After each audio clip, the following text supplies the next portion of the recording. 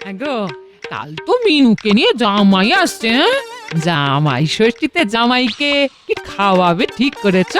হ্যাঁ, উফ, নেই, প্রতিবার তোমার সেই একই কথা।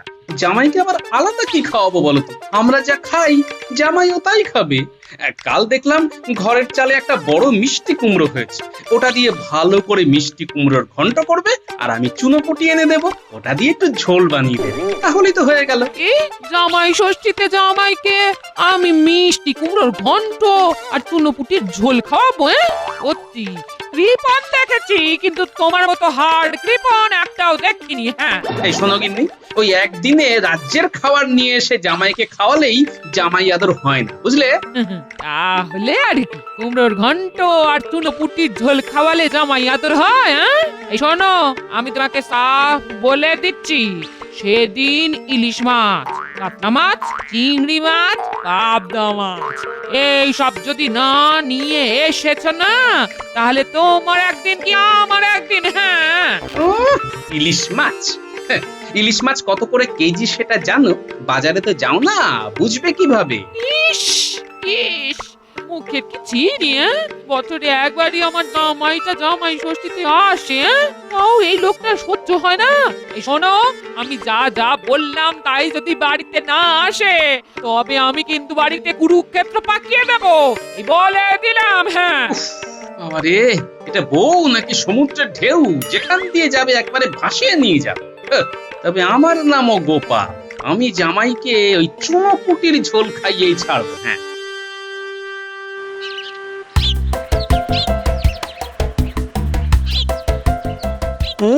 জামাই আদর খেতে শ্বশুর বাড়ি তো যাচ্ছি, কিন্তু আমার যা ঘোরেল শ্বশুর, জামাই আদর শুরু হওয়ার আগেই আমাকে কোনো না কোনো ভাবে বাড়ি পাঠিয়ে দেয়, দুষ্টু।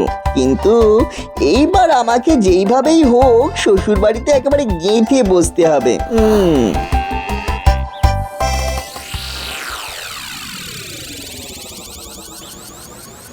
কিন্তু কিছু একটা তো করতেই হবে, যাতে যাতে আমার ওই শ্বশুর মশাই চাইলেও আমাকে আর বাড়ি থেকে বের করতে না পারে।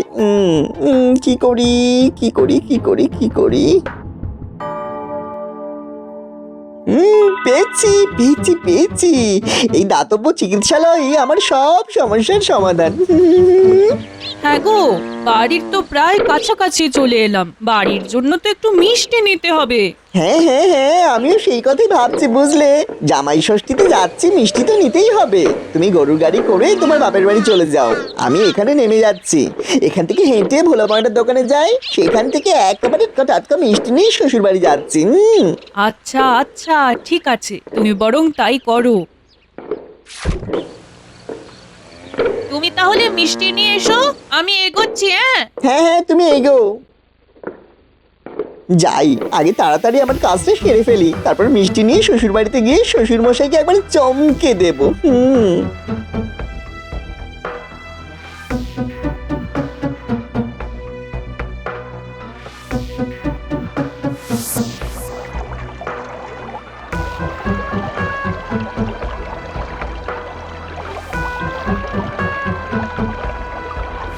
এই দাতব্য চিকিৎসালয়ের বৈদ্যটাকে পট্টি লাগিয়ে নিয়েছি, এইবার এই ভাঙা পায়ের নাটক করেই শ্বশুর বাড়িতে একেবারে গেঁথে বসবো।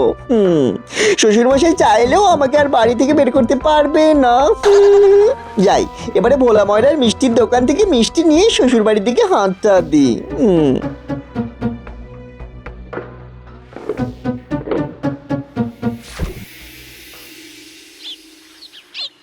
তাড়াতাড়ি বাজার যাও না, জামাই মেয়ে একটু পরে চলে আসবে যে।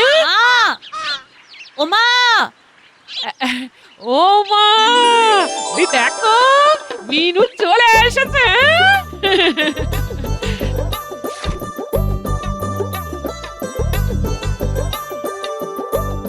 থাক মা থাক। আর হ্যাঁ রে, জামাই কোথায়? জামাই আসেনি? যাক, বাঁচা গেছে। আরে মা, তোমার জামাই ভোলা ময়রার দোকান থেকে মিষ্টি কিনবে বলে বাড়ির একটু আগেই গরুর গাড়ি থেকে নেমে পড়েছে, ও মিষ্টি নিয়ে হেঁটে হেঁটে আসছে। বাহ বাহ বাহ বাহ বাহ, বাবা জীবন মিষ্টি নিয়ে জামাই ষষ্ঠী করতে আসছে, এটা তো একেবারে পৃথিবীর অষ্টম আশ্চর্য ঘটনা হতে চলেছে। উফ, বাবারে বাবারে বাবা, এই যে মা, আমি চলে এসেছি। এ কি তোমার পায়ে কি হলো? এ কি বাবা জীবন, কি হলো তোমার পায়ে? আর বলো না, গরুর গাড়ি থেকে যেখানে নামলাম সেখান থেকে একটু এগিয়ে একটা কলার বাগান ছিল। ওই বাগানের সামনে দিয়ে আমি হেঁটে হেঁটে আসছিলাম, বাগানের ভেতর থেকে কে যে কলা খেয়ে খোসাটা রাস্তায় ছুঁড়ে মারলো। উফ বাবা, আর আমি সেই খোসায় পা পিছলে এমন ভাবে পড়েছি না যে পায়ের একটা হাড় ভেঙে পড়ে গুঁড়ো গুঁড়ো গুঁড়ো গুঁড়ো হয়ে গেছে। উফ বাবারে বাবা, কি ব্যথা। হায় হায়, এ কি কাণ্ড! এই মিনু, জামাইয়ের হাত থেকে তাড়াতাড়ি মিষ্টিটা নে। হ্যাঁ হ্যাঁ হ্যাঁ মা, নিচ্ছি। দাও দাও, মিষ্টিটা আমাকে দাও। বাবা জীবন, এই পা নিয়ে মিষ্টি আনতে গেলে কেন? জামাই ষষ্ঠীতে এসেছি, শ্বশুর বাড়িতে একটু মিষ্টি না নিয়ে আসলে হয়? দেখো দেখিনি। এই মিনু, এই চল চল চল, বাবা জীবনকে ধরে ঘরে নিয়ে চল। হ্যাঁ হ্যাঁ মা। হায় ভগবান, এইবার এই পা নিয়ে যে কত ভুগতে হবে এখন কে জানে। আরে কিচ্ছু হবে না, দেখিস আমরা সবাই আছি তো নাকি? আমরা সবাই মিলে বাবা জীবনকে সেবা শুশ্রূষা করে ঠিক সারিয়ে তুলবো। এইটাই তো চেয়েছিলাম, শ্বশুর বাড়িতে থাকবো আর বসে বসে সেবা শুশ্রূষা খাবো।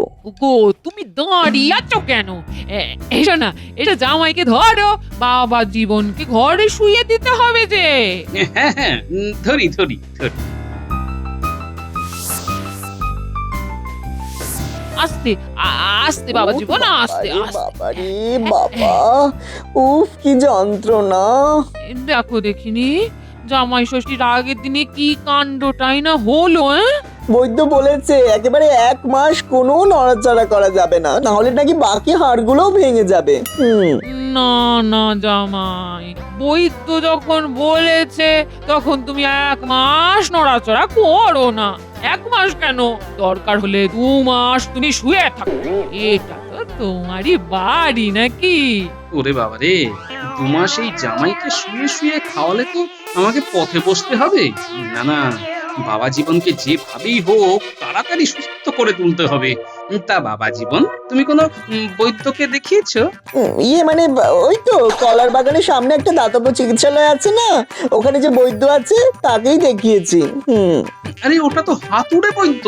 না না না না না না না না, আমি তোমায় রাজবৈদ্যকে দেখাবো। রাজবৈদ্যর এক পাচনে তুমি একেবারে চাঙ্গা হয়ে যাবে। হ্যাঁ, এই রে, সর্বনাশ করেছে। আরে না না, আমি তো ওনার কাছ থেকে পাচন খেয়ে নিয়েছি, আবার কেন আপনি বেকার বেকার রাজবৈদ্যকে ডাকবেন? আমি কয়েকদিন বিশ্রাম নিলেই সুস্থ হয়ে যাব। মিনু, তুমি তোমার বাবাকে বলো না। হ্যাঁ বাবা, আমারও তাই মনে হয়, কিছুদিন বিশ্রাম নিলেই তোমার জামাই সুস্থ হয়ে যাবে। কি ব্যাপার, বাবা জীবন রাজবৈদ্যকে দেখাতে চাইছে না কেন? আচ্ছা, জামাইয়ের কি সত্যি সত্যি পা ভেঙেছে নাকি নাটক করছে? পায়ে যখন এতই ব্যথা তখন এতটা রাস্তা জামাই কিভাবে হেঁটে হেঁটে আসলো? এবার রাজবৈদ্যকে দেখাতে চাইছে না। ব্যাপারটা কেমন যেন গন্ডগোল মনে হচ্ছে। না, একটু খতিয়ে দেখতে হচ্ছে। জামাই তো বললো পাকা কলার খোসায় পা পিছলে পড়ে গেছে, কিন্তু এই কলা বাগানের সব কলাই তো দেখছি কাঁচা। তাহলে পাকা কলার খোসা আসবে কোথা থেকে? জামাই কি তাহলে মিথ্যে কথা বললো?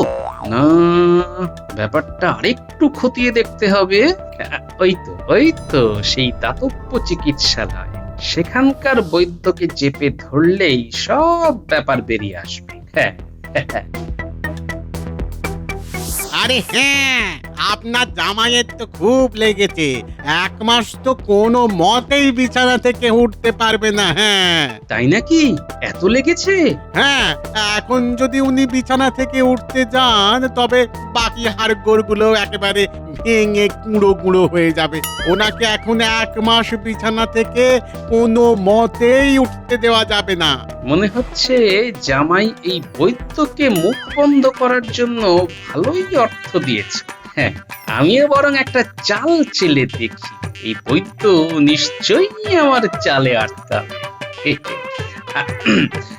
আচ্ছা বৈদ্যমশাই, আমার জামাই আপনাকে এইসব বলার জন্য যা অর্থ দিয়েছে তার থেকে দ্বিগুণ অর্থ আমি আপনাকে দেব। আপনি শুধু আমাকে সত্যিটা বলুন। দ্বিগুণ অর্থ? আপনার জামাই তো আমাকে 5 মোহর দিয়েছে, আপনি আমাকে তাহলে 10টা মোহর দিন, তাহলে আমি সব সত্যি বলে দেব। আর আপনাকে কিচ্ছু বলতে হবে না বৈদ্যমশাই, যা বোঝার আমার বোঝা হয়ে গেছে। এটা কি হলো? যা হবার তাই হলো, এবার আমি যাই।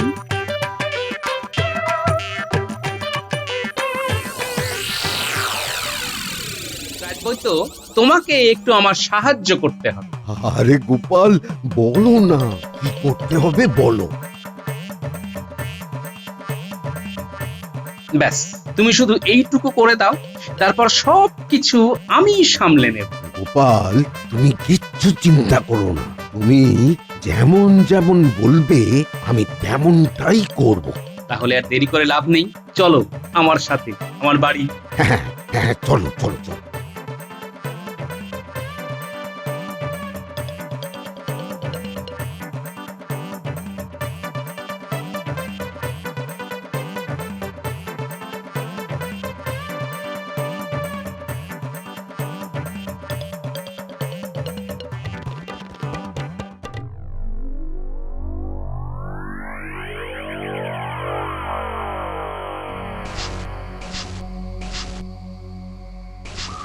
কতবার বারণ করলাম যে রাজবৈদ্যকে নিয়ে আসতে হবে না, তাও আমার শ্বশুরটা কথাই শুনলো না। না না, আমাকে ভালো মতো অভিনয় করতে হবে যাতে রাজবৈদ্য কিছুতেই বুঝতে না পারে যে আমার পা ভেঙেছে।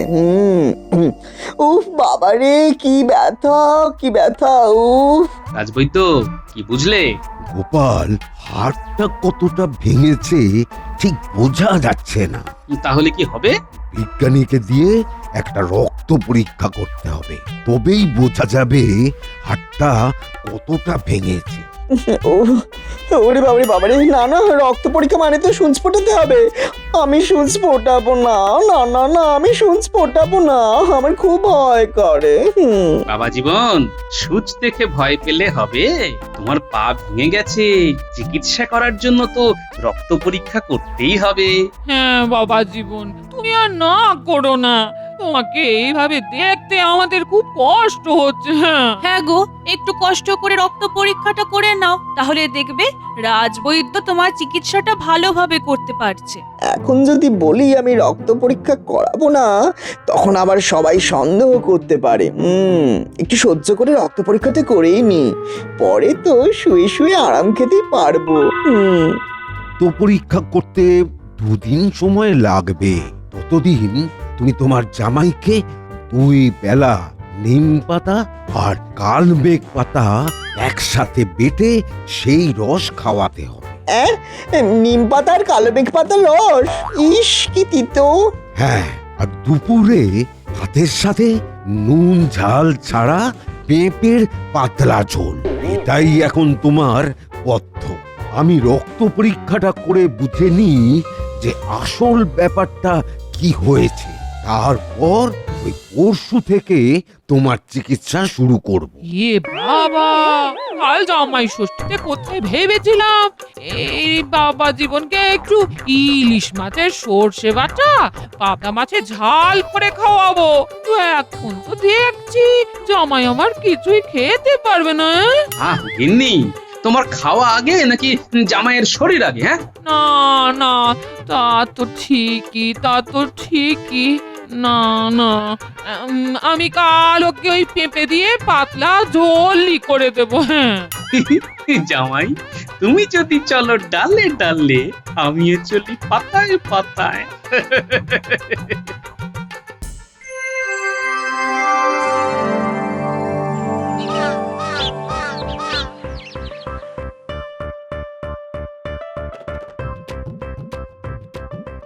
গিন্নি, ও গিন্নি, কোথায় গেলে গো?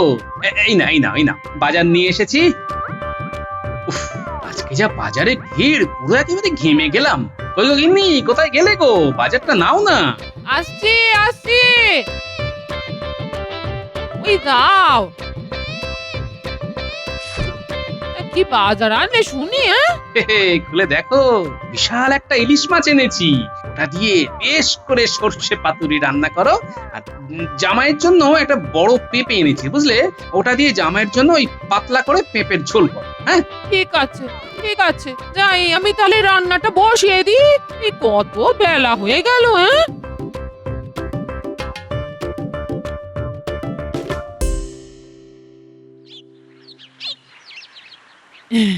বাবা জীবন, তোমাকে একটু মুড়ি মিষ্টি খেতে দিয়ে। হ্যাঁ, নিয়ে আসুন, নিয়ে আসুন।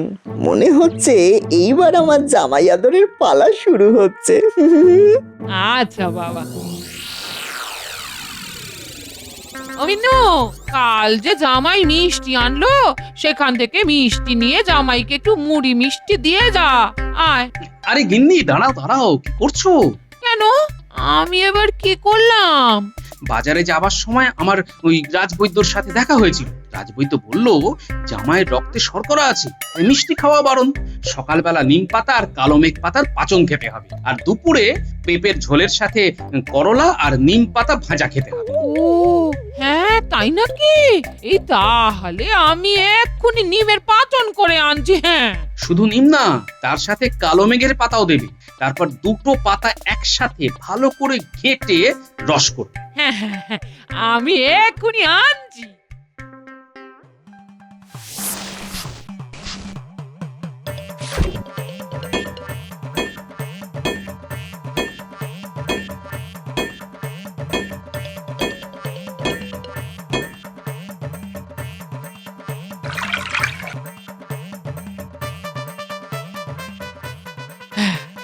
রস করা হয়ে গেল, যাই বাবা জীবনকে দিয়ে আসি। যাই।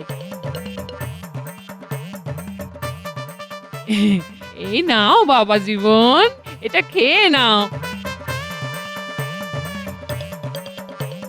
রাজবৈদ্য বলেছে এটা খেলে খুব তাড়াতাড়ি তুমি সুস্থ হয়ে যাবে। খাও বাবা। এটা কি মা? এটা কালো মেঘ ও নিমের পাচন। বাবা নাম, বাবা নাম। এবার তাড়াতাড়ি এই পাচনটা খেয়ে ফেলো তো দেখি, দেখবে শরীর একেবারে জন্মনে হয়ে যাবে। না মানে না না না না, আর কোনো না। নাও নাও নাও, খাও খাও। এমনি বাবা জীবনের মুখের সামনে গ্লাসটা ধরো।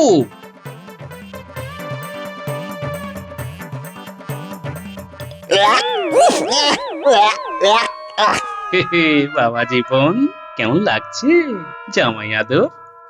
তুমি যেমন বুনো ওল, আমিও তেমন বাঘা তেঁতুল।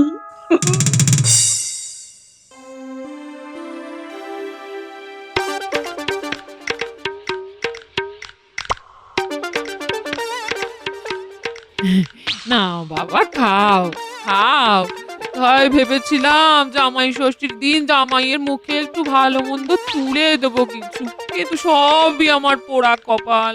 জামাই ষষ্ঠীর দিন জামাইকে পেঁপের ঝোল আর ভাত খেতে দিতে হচ্ছে। আহা গিন্নি, পেঁপের ঝোল খাওয়া কি খারাপ? এই যে দেখো দেখো, আমি এই ইলিশ মাছ খাচ্ছি।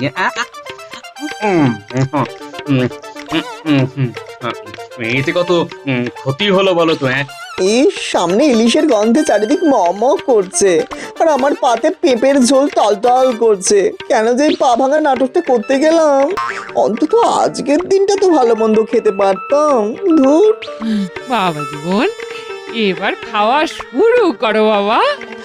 আগে মা। জামাই বাবা জীবন, তোমার মনের ভিতরটা যে ইলিশ খাওয়ার জন্য আকুপাকু করছে, সেটা তো আমি বেশ ভালোই বুঝতে পারছি। কিন্তু ইলিশ তো তোমার ভাগ্যে জুটবে না বাবা জীবন। তোমার ভাগ্যে যে আজকে কি আছে সেটা শুধু আমিই জানি।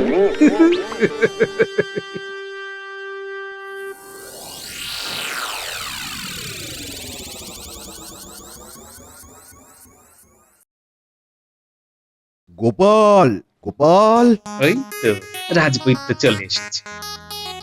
এক্ষুনি শুরু হবে আসল খেলা। আসি, এসো রাজবৈদ্য, ভেতরে এসো।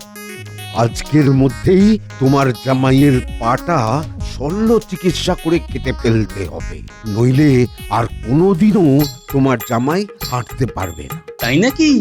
তাহলে তো করাত দিয়ে পাটা কাটতে হবে। হ্যাঁ গোপাল, করার ছেনি সবই আমি নিয়ে এসেছি এই থলে করে। না না না না, আমি পা কাটবো না, আমি পা কাটবো না, না না না। কিন্তু রাজবৈদ্য মশাই পা বাদ না দিলেও তো বাবা জীবনে এমনিও হাঁটতে পারবে না। আমি এই থলে করে একটা নকল পাও নিয়ে এসেছি।